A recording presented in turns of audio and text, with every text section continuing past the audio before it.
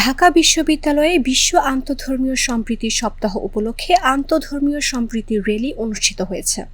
শনিবার সকাল 10টায় ঢাকা বিশ্ববিদ্যালয়ের অপরাজেয় বাংলার পাদদেশ থেকে র্যালি শুরু হয়। র্যালিটি বিশ্ববিদ্যালয় ক্যাম্পাসের বিভিন্ন সড়ক প্রদক্ষিণ করে। র্যালি উদ্বোধন করেন ঢাকা বিশ্ববিদ্যালয়ের উপাচার্য অধ্যাপক ডক্টর নিয়াজ আহমদ খান। আমরা বিশ্ববিদ্যালয়ের পক্ষ থেকে বিশ্ব ধর্ম সংস্কৃতি বিভাগ এবং আমাদের বিভাগের সাথে সংযুক্ত আন্তঃধর্মীয় সাংস্কৃতিক সংলাপ কেন্দ্রের মাধ্যমে আমরা কিছু কাজ করার চেষ্টা করছি।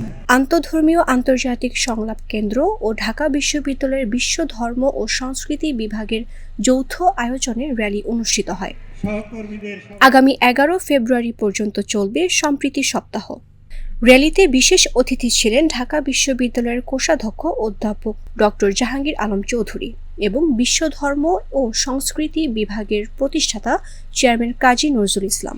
সারা দেশময় আন্তঃধর্মীয় সম্প্রীতি প্রতিষ্ঠার জন্য নিরলস কাজ করে যাচ্ছে।